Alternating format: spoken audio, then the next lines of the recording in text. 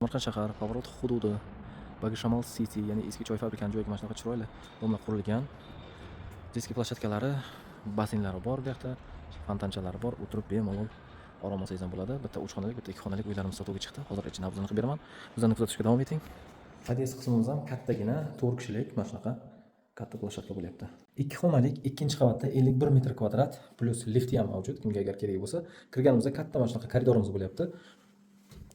Chap qo'limizda srazu kattalar uchun yotoqxona qilingan. Uzun koridor bo'lyapti. Sanuzellari alohida hojatxona, alohida vannalik bo'lyapti.